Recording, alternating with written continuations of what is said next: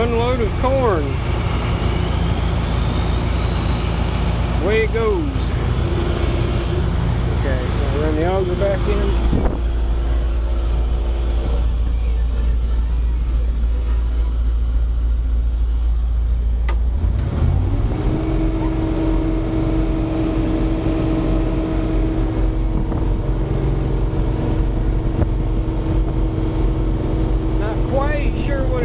It's coming in decent, coming in pretty good.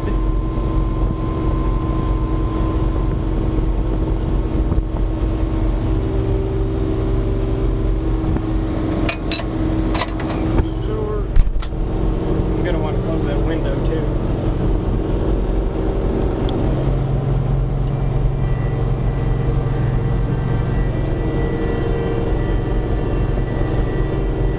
Rough guesstimate right now is about 140. I'll take 140.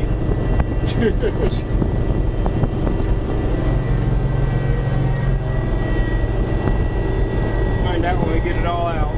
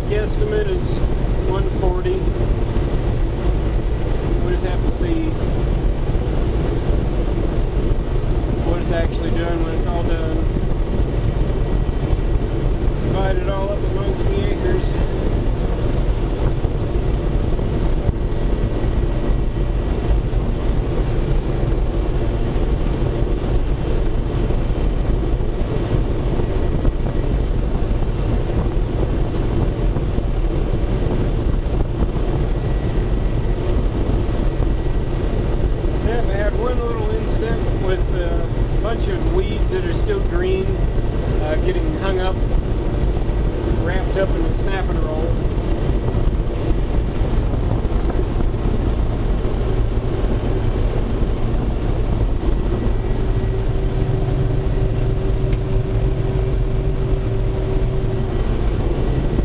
None of those snapping rolls are what they used to be.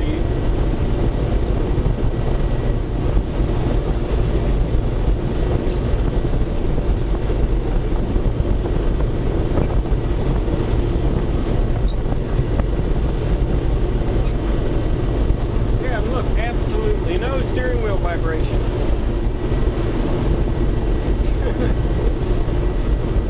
No sickle dragging side to side, shaking the whole machine.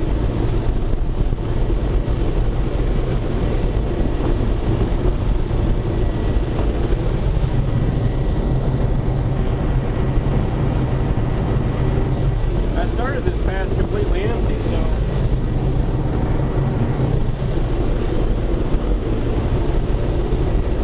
now it's coming in.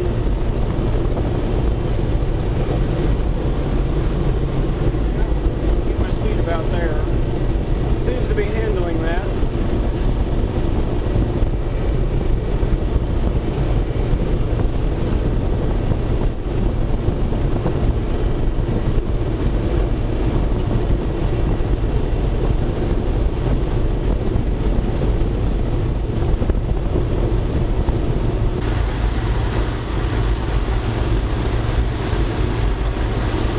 Going this direction, I can have this window in this door open, and I don't get annihilated with dust and stuff come out of the back of the combine. Let the breeze blow through, because it is kind of hot. It's not terrible outside, but it is inside this cab. But, you know, I got the blower.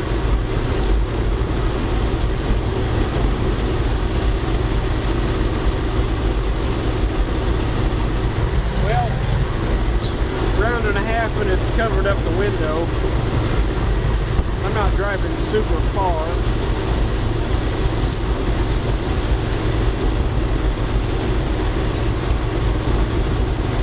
I'll be able to finish this pass out. Probably be full. Maybe.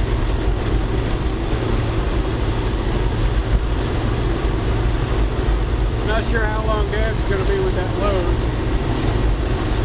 Let his elevator run.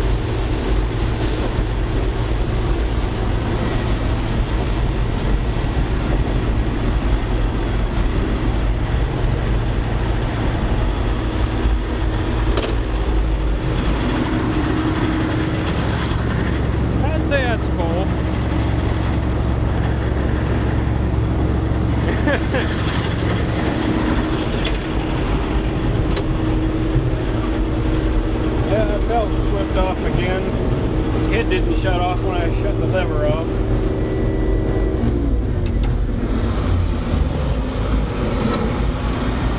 So I can't get that thing flipped back on.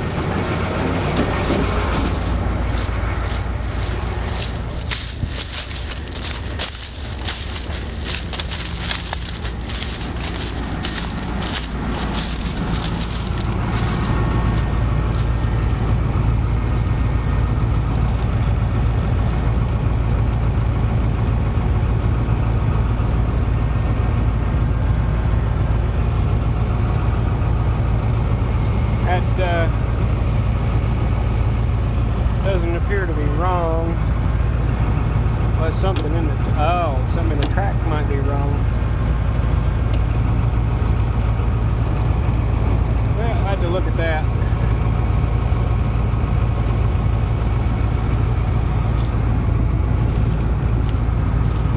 Yeah. Look at that a little closer. Well, I might have other problems besides that. This pulley is hotter than it should be. No, that one's not so hot. This one's hot. And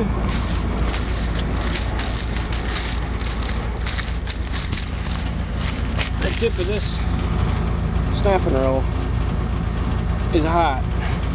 I can smell it up here. So, definitely that bearing. I'm not sure about this one on the side. I'm pretty sure we replaced this one before. But it does smell burnt just standing here. So that's going to have to get looked at immediately. This is what I was talking about. Morning Glory vines wanting to wrap around the cross auger right there. So I'm looking at this, and it may not be the bearing, it may just be the fact that there's a whole bunch of grass wrapped around it. So this one's clean, this one's got a bunch of grass in it. That might be all that is. But the nose of this thing is most definitely hot, and this one's not. So yeah, just have to look at it, take it apart. Well, it's November 3rd, and it's 3 days after my dad finished this corn out while I wasn't home. So, yep, we're done. Done harvesting everything. Went pretty well. Didn't have very many problems. There's some maintenance sneaking up on the combine though. It's got a number of worn out sprockets that we're going to have to replace.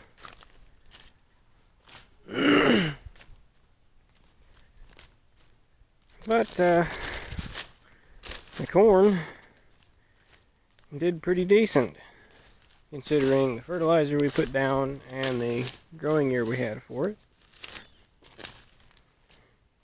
It grossed 151, but after the grain elevator got done with it, we're going to get paid for about 145.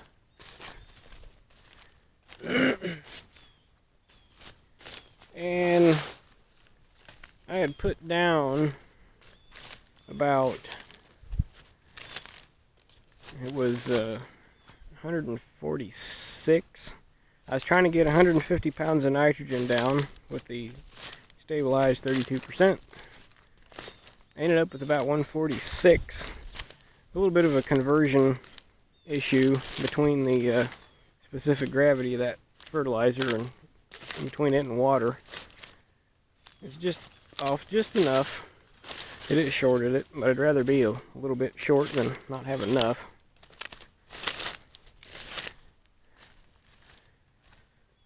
And with the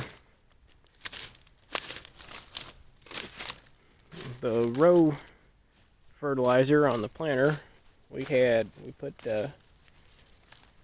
set the planter for 9 gallons, but I think we really got about 7.5.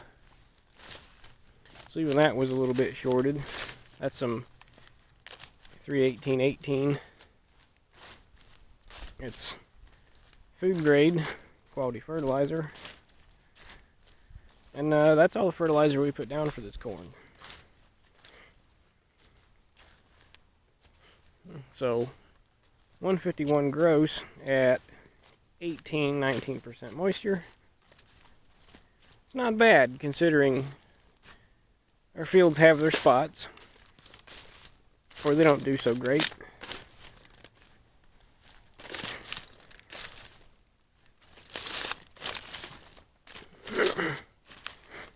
I think what really helped our corn was that planter. The planter itself planted nice and consistent. There aren't any skip gaps. No big skip gaps anyway. So one problem with that Landau planter, it didn't plant as consistent as you really want it to. That's kind of why we got a little more discouraged about planting corn, because it never really did all that great.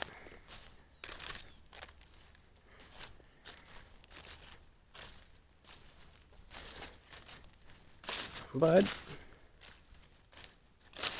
if it's going to be like this, then we'll continue in the corn.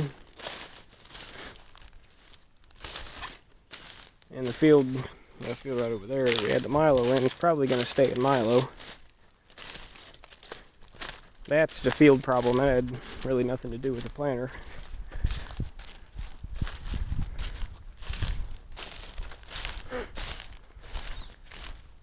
But yeah, I like this spot over here. See, I was expecting this. I hadn't been back here since he had picked this. But yeah, leaving some tracks, sinking down a little bit. But yeah, they get kind of thin.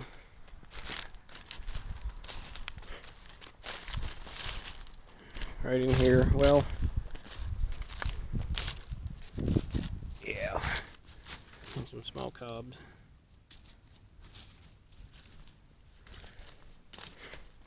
But I'm seeing that they have shucked pretty clean.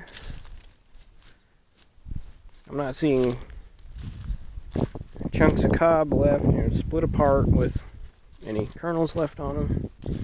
So it's threshing pretty good. I am seeing some of this. So where it did pollinate, but it really didn't do anything with the kernel, which is probably more or less some fertilizer limitations. Take a note of that.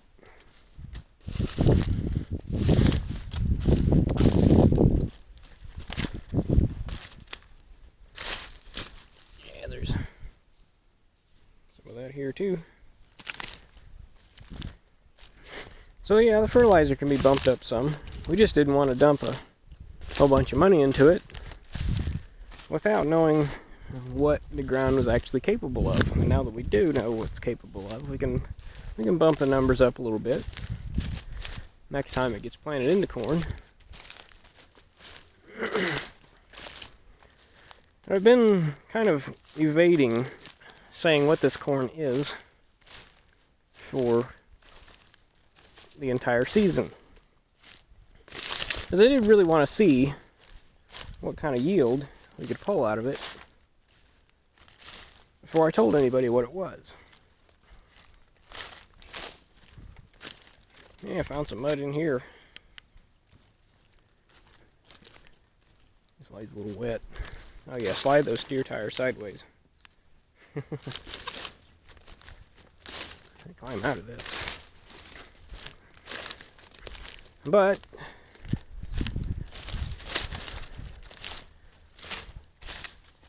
I guess I can let everyone know what this stuff is now that everything's said and done, and it did pretty decent for the conditions it had to grow in. Now this was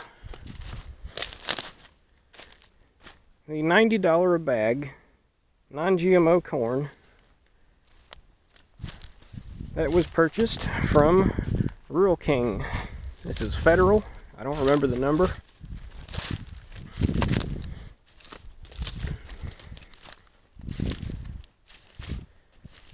That's just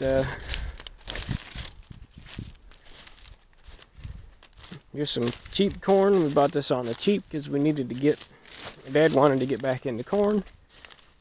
And after what happened to us last year, it needed to be done on the cheap.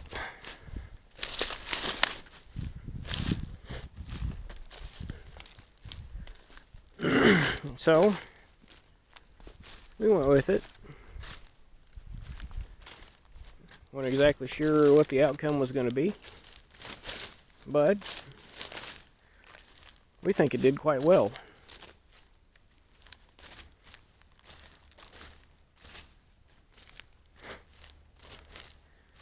So, knowing that, that might be a possibility for us to grow that stuff again. Without spending $200 a bag on corn that really won't do much better than that here. Just keep going with the cheap stuff. Why not? It works.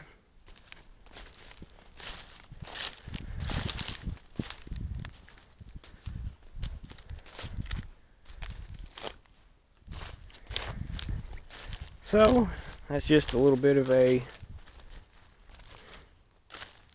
end of corn harvest update on how everything went, what the corn did, what the corn was. And all in all, this harvest didn't go, the harvest went pretty well. The yields weren't too bad. Now the Milo suffered the most, I think, out of any of them. It only made about 51 bushels. There were just too many wet spots back there in that field. It was wet for too long. Where it was good, and where there was nothing, there was nothing. And it doesn't take very much of that to really start affecting your yield. And the beans, the reclaim made 35, and our non-reclaim only made about 30. There are some factors that played into that too. I think I've explained them plenty already. But the corn is borderline impressive, considering what the other crops did.